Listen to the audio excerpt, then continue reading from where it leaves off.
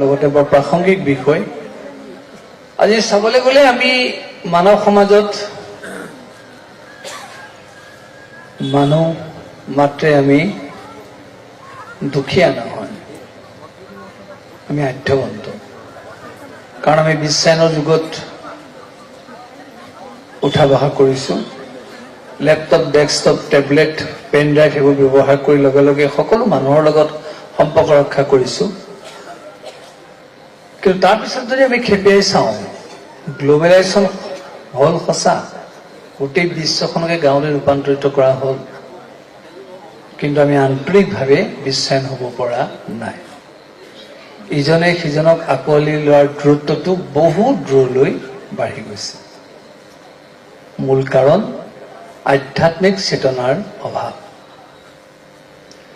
তেখেতে সুন্দৰকৈ কৈছে, আজি এতিয়া চাবলৈ গ'লে আমাৰ চব আছে, সকলো থকাৰ পিছতো দয়া, ক্ষমা, মৰম, স্নেহ, পৰোপকাৰ এই ভাৱবোৰ নোহোৱা হৈছে। ইয়াৰ মূলত কাৰণটো হৈছে আমি বস্তুবাদী আৰু ভোগবাদী চিন্তাক সৰ্বাংশে গুৰুত্ব দিছোঁ। যি আধ্যাত্মিক চেতনাৰে আমি মানুহ হ'ব পাৰোঁ তাৰ ওপৰত আমি গুৰুত্ব কমাই দিছোঁ। সঁচা, আমাক আধ্যাত্মিক চেতনা দিয়া, শিক্ষা দিয়া আমাৰ সমাজত ধৰ্ম অনুষ্ঠানৰ অভাৱ নাই। এনে এখন অসমত গাঁও নাই, নামঘৰ নাই য'ত ভাগৱত হোৱা নাই 7 দিন ধৰি। এনে এখন গাঁও নাই, চহৰ নাই, নগৰ নাই য'ত ভাওনা হোৱা নাই। সেই অসমত আমাক এনে শিক্ষা দিয়া অনুষ্ঠানৰ অভাৱ নাই। সত্ৰ আছে, নামঘৰ আছে, ভাওনা আছে, ভাগৱত আছে, বিভিন্ন মাংগলিক অনুষ্ঠান আছে। তাৰপিছতো কিন্তু আমি পৰিশীলিত জীৱন গ্ৰহণ কৰিব পৰা নাই। অৰ্থাৎ অসূয়া অপ্ৰীতিবিলাক আমাৰ বাঢ়ি গৈ আছে। ধৰ্ম অনুষ্ঠানৰ অভাৱ নাই। অভাৱটো ক'ত ঘটিছে আমাৰ? আমি যেন এই অনুষ্ঠানবিলাক সকাম ভাঙিবৰ কাৰণে, উৎসৱ পাতিবৰ কাৰণে, পৰ্ব শেষ কৰিবৰ কাৰণে পাতিছোঁ। তাৰ আভ্যন্তৰীণ ক্ষেত্ৰত আমি প্ৰৱেশ কৰা নাই। তাৰ তত্ত্ববিলাক আমাৰ জীৱনত আমি প্ৰতিফলন ঘটোৱা নাই। আমাৰ সৌ সিদিনা ভাওনা সমাৰোহ শেষ হৈছে, 50,000 দৰ্শকে একেলগে ভাওনা চাইছে। কিন্তু সেই 50,000 দৰ্শকে ভাওনা চাই তেওঁলোকে বুকু ডাঠি ক'ব পাৰিব জানো যে আমি ইয়াৰ পৰা গৈ আমি অসূয়া অপ্ৰীতি এৰি দিছোঁ? নোৱাৰে ক'ব প্ৰত্যেকেই। কেলে?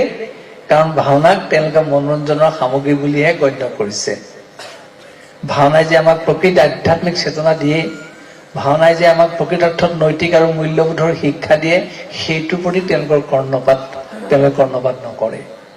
আৰু সেই তেনেকুৱা ধৰণৰ ঘটনাবোৰ হোৱাৰ কাৰণে আজি আমাৰ এইবিলাক দুৰ্দশা হৈছে। সেয়ে আমি বৰ্তমান এইটো কথা ভাবিবই লাগিব, সাংসাৰিক জীৱনত আমাক বস্তু লাগিব, ভোগ লাগিব, সুখ লাগিব, কিন্তু বস্তু ভোগেই জীৱনৰ সৰ্বস্ব হ'ব নোৱাৰে।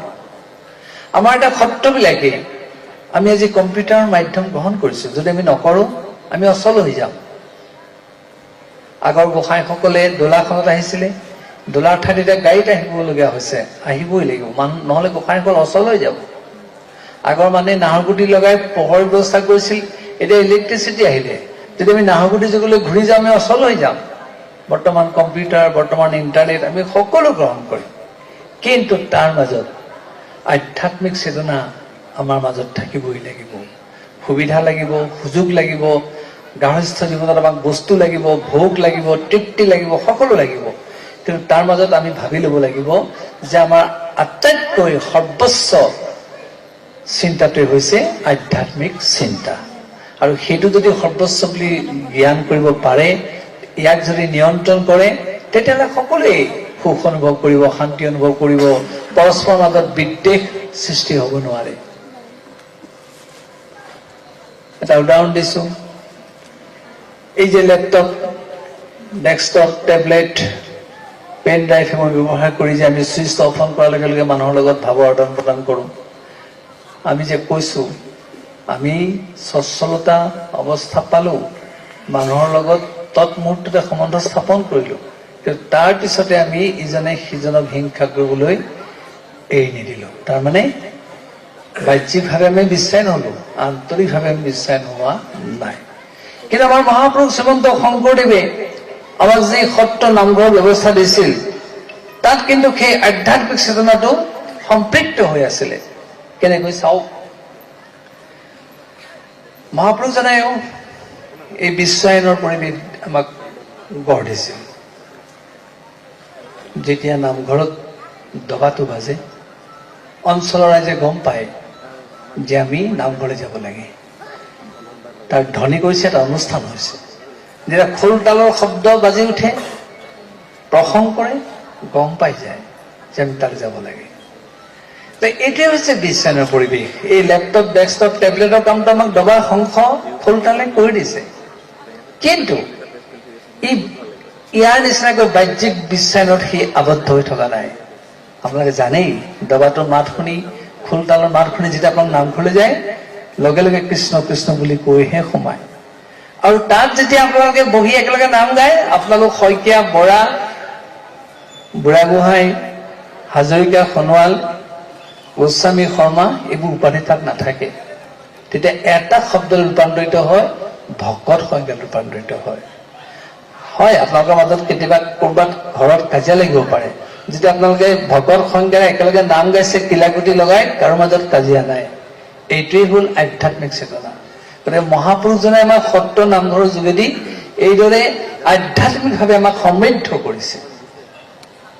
সেয়ে আমি পুনৰ ক'ব খোজো, আধ্যাত্মিক চেতনা যেতিয়া থাকিব, তেতিয়া আমি সঁচাকৈ অসূয়া প্ৰীতি আৰু এইবিলাক যিবোৰ হিংসা দেশ, এইবোৰ আমি নাইকিয়া কৰিব পাৰিম। আৰু তাৰ লগতে তিনিটা কথাত মনোযোগ দিবই লাগিব। সত্য, ৰজ, তম তিনিটা গুণে মানুহক জন্মৰ পৰা স্পৰ্শ কৰি আহে। নহি কশ্চিৎ ক্ষণমপি যাদু তিষ্ঠত্য কৰ্মকৃত কাৰ্যতি জীৱস্ব কৰ্ম সৰ্ব প্ৰকৃতি যোগুণই। পৃথিৱীত এনে কোনো জীৱ নাই, প্ৰাণী নাই, সি কৰ্ম নকৰাকৈ থাকিব পাৰে। জন্ম মাত্ৰেই কৰ্ম কৰাটো তাৰ বাধ্যবাধকতা, সেই কৰ্ম কৰিবই লাগিব। এইটো কিহৰ কাৰণে হয়? প্ৰকৃতিৰ গুণৰ কাৰণে হয়। প্ৰকৃতিৰ তিনিটা গুণ আছে, সত্য, ৰজ, তম। সেই জন্ম মাত্ৰে সেই তিনিটা গুণ সেই প্ৰাণীটোৰ গাত লাগি আহে। কিন্তু সেই তিনিটা গুণ প্ৰাণীটোৱে নেদেখে। তিনিটা পদ্ধতিৰে তাৰ শৰীৰ আৰু মনৰ মাজত প্ৰৱেশ কৰে, সত্য, ৰজ, তম। তাৰে সত্য গুণটোৰ উদ্দেশ্য হৈছে সত্যাত সংজায়তে জ্ঞানম। সত্য গুণে মানুহক কেৱল জ্ঞান দিয়ে। ৰজস লোভ এবচ প্ৰমাদ মোহ তমসু ভৱত অজ্ঞান ব্যৱচ। ৰজগুণটোৱে লোভ জন্মায় আৰু তামসিক গুণটোৱে প্ৰমাদ, অন্ধকাৰ, বলিয়ালি ভাৱ সৃষ্টি কৰে। আমি সহজে অনুভৱ কৰিছো আমাক কোনটো গুণ লাগে। আমাক সত্য গুণ লাগে, আমাক বলিয়ালি গুণ নালাগে, লোভ মোহ সৃষ্টি কৰা গুণটো নালাগে। তত্ত্বস্য সেইবিলাকে কিন্তু আমাক স্পৰ্শ কৰে। আমি যদি সতৰ্ক হওঁ, সেইবিলাকক আমি নিয়ন্ত্ৰণ কৰিব পাৰোঁ। কাৰণ সত্য, ৰজ, তম তিনিটা গুণ মানুহৰ মন আৰু শৰীৰৰ মাজত প্ৰৱেশ কৰে তিনিটা বাটেৰে। মূলতঃ খাদ্য, বাক্যবচন, আচৰণ। যি মানুহে কেৱল সাত্বিক আহাৰৰ ওপৰত গুৰুত্ব দিব, তাৰ অধিকাংশ জ্ঞান উদয় হ'ব। যি মানুহে কেৱল ৰাজসিক আহাৰৰ ওপৰত গুৰুত্ব দিব, তাৰ সেই লোভ মোহ বৃদ্ধি কৰা ভাৱটো বেছিকৈ বৰ্ধিত হ'ব। আৰু যি মানুহে কেৱল তামসিক আহাৰ খাব, তাৰ সেই বলিয়ালি ভাৱটো সৃষ্টি কৰাত সহায় কৰিব। সেই খাদ্যৰ যোগেদি মানুহৰ এই ভাৱনাবিলাক সলনি হয়। যেনে সাত্বিক আহাৰ কোনবিলাক? আয়ুষ, সত্য, বল, আৰোগ্য, সুখ, প্ৰীতি, বিবৰ্ধনা, ৰস্যা, স্নিগ্ধা, স্থিৰা, হৃদা, আহাৰা, সাত্বিক প্ৰিয়া। যিবিলাক আহাৰ ৰসাল, যিবিলাক আহাৰ স্নিগ্ধ, চফা, পৰিষ্কাৰ, যিবিলাক আহাৰ আয়ুষ বৰ্ধক, সেইবিলাকক সাত্বিক আহাৰ বুলি কৈছে। সেই আহাৰ যিসকলে খোৱাত গুৰুত্ব দিব, তেওঁৰ মনটো তেনেকুৱা হ'ব, শৰীৰটো তেনেকুৱা হ'ব। কিন্তু তাৰ বিপৰীতে কত্ত, অম্ল, লৱণ, অতি উষ্ণ, তীক্ষ্ণ, ৰুক্ষ, বিদাহীন আহাৰ, ৰাজস্ব, চেষ্টা, দুখ, সুখ, ময়াপ্ৰদা। যিবিলাকে অতি তিতা, অতি জ্বলা, অতি টেঙা, অতি কেঁহা, অতি তিতা, এই আহাৰ খাব, তেওঁলোকক লোভ মোহ বৃদ্ধি কৰিব। কিন্তু আমাৰ সমাজ জীৱনত তেনেকুৱা পৰম্পৰা আছে। মাহেকে পষেকে আমি তিতা খাব লাগে, কেহা খাব লাগে, টেঙাটো খাবই লাগিব, আমি জ্বলা খাওঁৱেই আমি। সেইটো খালে দুখ হ'ব নোৱাৰে, সেইটো খালে ৰাজসিক হ'ব নোৱাৰে। আমাক খালি সেইটোত মনোযোগ দিবলৈ কৈছে, তুমি অতিটো বিসৰ্জন দিয়া। তিতা খোৱা, কেহা খোৱা, টেঙা খোৱা, জ্বলা খোৱা, শুকান আহাৰ খোৱা, কিন্তু অতিটো নাখাবা। অতি তিতাটো বিসৰ্জন দিয়া, অতি জ্বলাটো বিসৰ্জন দিয়া, অতি শুকানটো বিসৰ্জন দিয়া। সেইটোৱে তোমাক অপকাৰ কৰিব নোৱাৰে। ঠিক সেইদৰে আমাক কোৱা হৈছে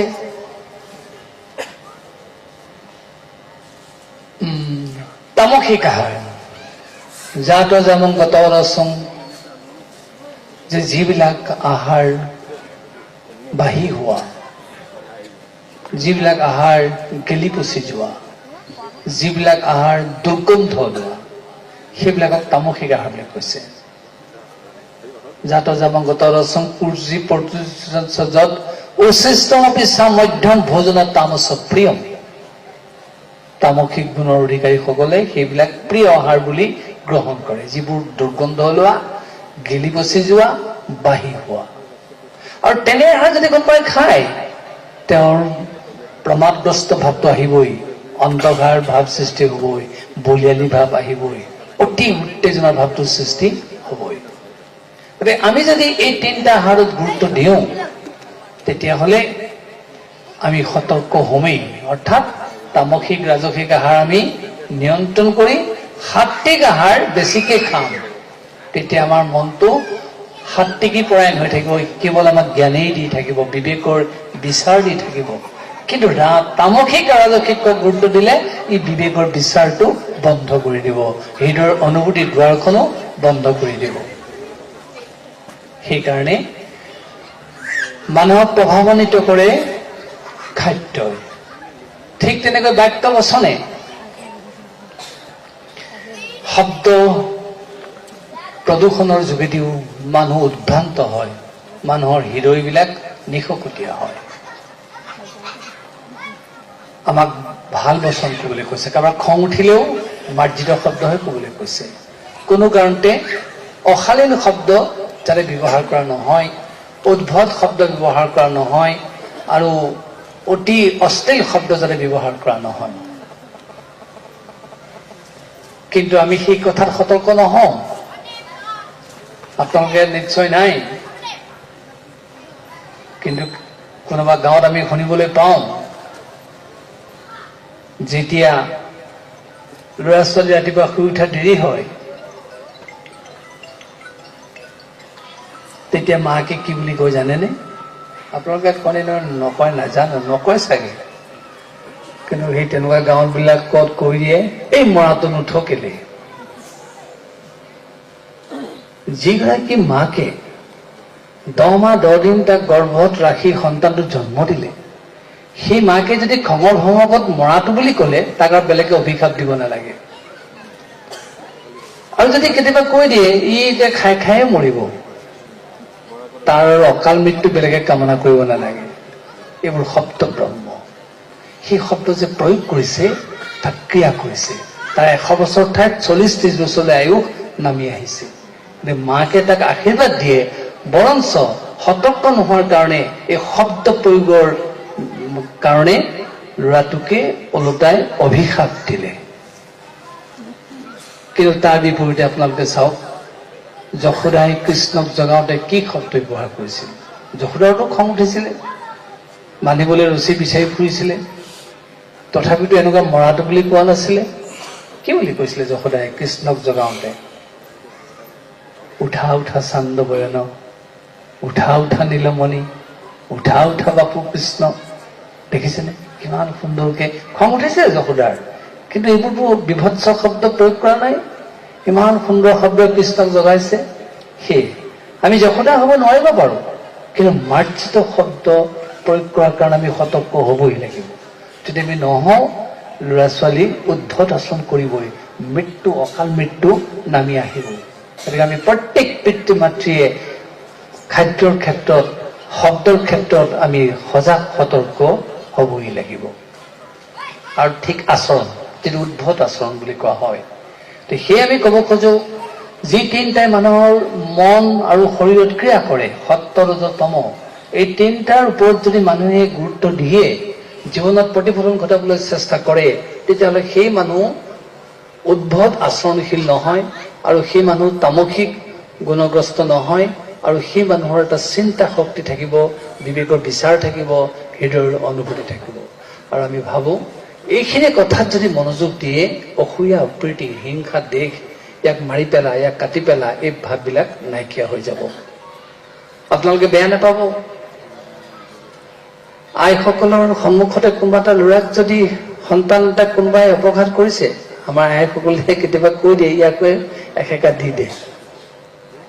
কিন্তু দ্ৰৌপদীয়ে তেওঁ 5টা শিশু কটাৰ পিছতো এসেকা দি দিয়ে বুলি নকলে। অশ্বত্থামাক বান্ধি আনোতে কলে, আৰ্যপুত্ৰ তুমি যেনেকৈ বান্ধি আনিছা, মই এগৰাকী নাৰী হৈ মাতৃ হৈ মই দুৰ্দশা চাব নোৱাৰো, তুমি এই বান্ধটো খুলি দিয়া। কাটিবতো নোৱাৰাই, বান্ধটো খুলি দিয়া।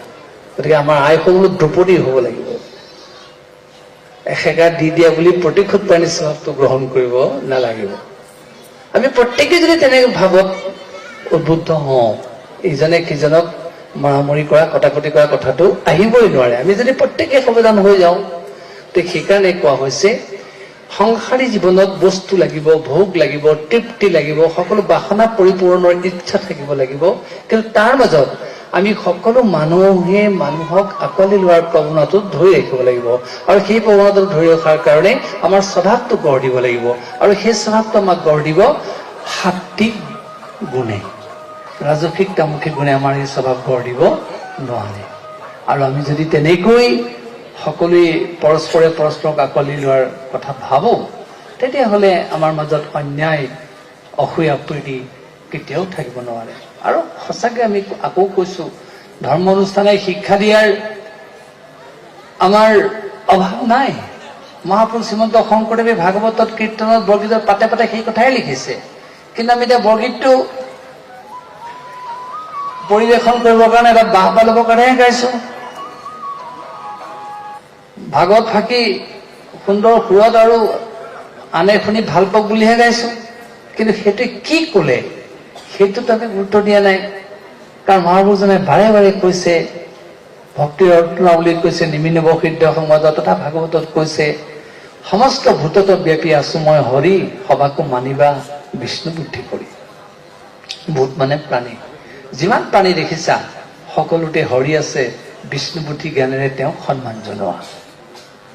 আকৌ তাৰ ওপৰলৈ গৈ কৈছে, কুকুৰৰ চিগাল গৰ্ধৱৰ আত্মাৰাম, জানিয়া সভা কুক কৰিবা প্ৰণাম। জানে আপোনালোকে, নহয় জানো? তাৰ পিছত আকৌ বৰগীতত কৈছে, যত জীৱ জংগম কীট পতংগম অগনগ জগতে কায়া। যিমানবিলাক অগনগ জগ জীৱ দেখিছা সকলো ঈশ্বৰৰ কায়া বুলি ভাবা, অংশ বুলি ভাবা। চাওকচোন কিমান উদাৰতাৰে আমাক এনেদৰে সকলোৰে সৈতে সম্প্ৰীতি স্থাপন কৰিবলৈ কৈছে। কিন্তু আমি আজি সেই পদবিলাক আনে শুনিবলৈ ভাল হওক বুলি সুন্দৰকে গাইছোহে, বা বৰগীত গাইছো এটা অনুষ্ঠানৰ আৰম্ভণি ঘটক বুলি। কিন্তু ইয়াৰ প্ৰকৃত তত্ত্বটোৰ ভিতৰত আমি সোমোৱা নাই। আৰু সেইবিলাক আমি যদি আয়ত্ব কৰোঁ, এই ভাৱবিলাক আমাৰ সঁচাকৈয়ে নাইকিয়া হ'ব। গতিকে সেই আমি কথাখিনি এনেদৰে আপোনালোকক জনালো যে আমি প্ৰত্যেকে যদি সজাগ সতৰ্ক হওঁ, আমাৰ আচৰণত, খাদ্যত, বচনত আৰু এই তিনিটা কথাত যদি আমি সতৰ্ক হওঁ, তে আমি এইবিলাক নাইকিয়া কৰিব পাৰিম। আৰু তাতোতকৈ ডাঙৰ কথা, আহাৰ নিদ্ৰা ভয় মৈথুনঞ্চ সামান্য মেতত পশুভি নাৰানাম ধৰ্মহিত সমধিক বিশেষা ধৰ্মেন হীনা পশুভি সমাৰা। আহাৰ নিদ্ৰা ভয় মৈথুন পশুৰ আছে, মানুহৰ আছে।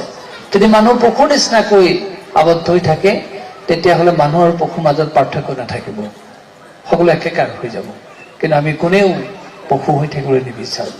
আৰু পশুৰ চিন্তাটো একাত্ম চিন্তা, আত্মকেন্দ্ৰিক চিন্তা। মানুহৰ চিন্তাটো কেৱল আত্মকেন্দ্ৰিক চিন্তা নহয়, মানুহৰ চিন্তা আছে সামূহিক চিন্তা। আপোনালোকে চাব, কুকুৰ এটাই খাই থাকিলে তাৰ পোৱালিটোৱে যদি খাবলৈ যায়, সি ঘেংকে মাৰি তাক আঁতৰাই দিব। কিন্তু মানুহৰটো এইটো স্বভাৱ নহয়।